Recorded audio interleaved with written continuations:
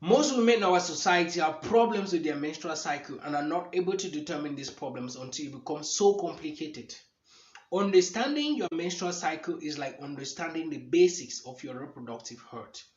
You have a lot of questions concerning how a normal menstrual cycle is supposed to be, causes of menstrual cycle irregularities, causes of excessive blood flow during your menses, bleeding for over 10 days, causes of blood clots during your menses. If you are here to better understand the causes of these and actually understand how a normal menstrual cycle is supposed to be, you watch the video to the end.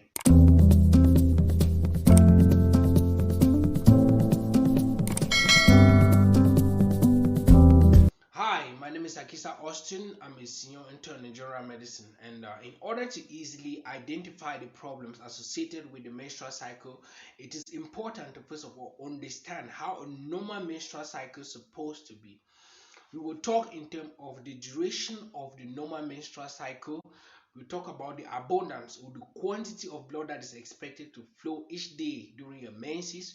We'll talk about the duration of bleeding, that is the number of days that you are expected to bleed when you are seeing your menses. And we'll talk in terms of the quality of blood that is expected to flow. We'll talk about the pains that is supposed to associate a normal menstrual period, that crampy pains, menstrual cramps. The duration of a normal menstrual cycle is supposed to fall within the range 28 plus or minus 7 days. This gives us women in the society that have a short cycle of about 21 days and those having the long cycle of about 35 days. This is the limit. It's considered the limit. It is important to note that not every woman is expected to have a 28-day cycle. So far as your cycle falls within the range 28 plus or minus 7 days, it is normal. And it is normal to have cycle variations that is not more than 7 days. Like this month, your cycle may come after 25 days, and next month it may come after 30 days. That is up to a 5 days change. Some women will be worked up that there is everything wrong with the cycle, but it is not. It is considered normal. Maybe you used to have your own normal cycle duration of exactly 28 days. Then after a while, you start noticing some changes, some variations in your cycle length. So far as it falls within the range, there's nothing to worry about. Take for instance, your cycle used to come exactly after 28 days. Then after a while, you notice that your cycle has dropped to 23 days or has gone up to 34 days. It is in the range. There's nothing to worry about. It is medically abnormal when your cycle duration have a variation of more than 7 days. For example, your cycle used to come after 28 days exact. Then after a while, you notice that there is changes. It has gone up to 36 days and above, or maybe drop below 21 days. This is considered medically abnormal. Factors like stress, especially emotional stress, accounts for a good number of menstrual cycle irregularities, especially those that falls in the range 28 plus or minus 7 days. We also have issues like hormonal imbalance that accounts for a good number of menstrual cycle irregularities. And we also have pathologies like uterine fibroids, endometriosis, adenomyosis, and other pathologies of the uterus that account for most pathological changes that goes out of the range. Having understood the normal menstrual cycle duration, another important point that we need to be talking about is understanding the normal menstrual flow quantity. That is the quantity of blood that is expected to flow each day when you are seeing your periods. Medically, it is stated that 50 to 80 cm cube is considered the normal range. Bleeding way too much, like more than 100 cm cube of blood a day, that bleeding that makes you change more than 5 parts a day is considered abnormal. That is what we describe as hypermenorrhea. And sometimes the quantity of blood flow is way too small, that is just sufficient enough to wet or to color the pad.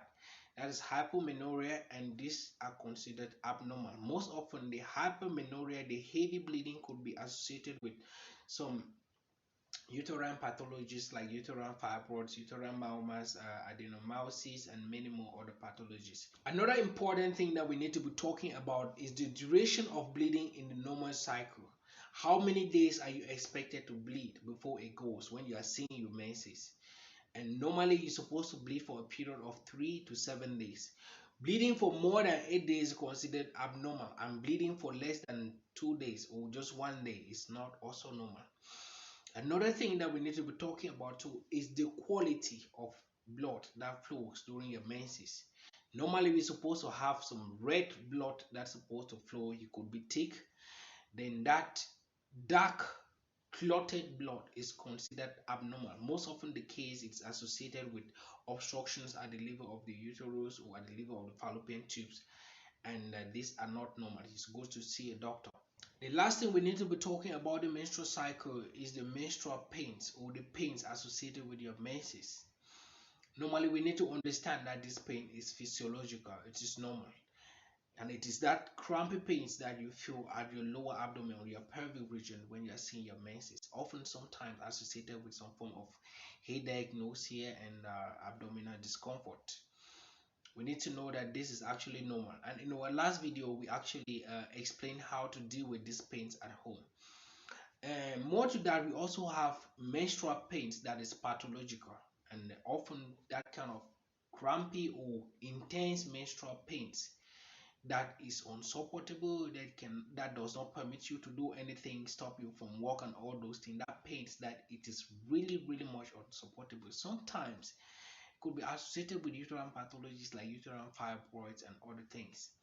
This video is to help women to better understand their reproductive cycle and seek medical attention early enough in order to prevent some kind of complications or pathologies that could actually be prevented.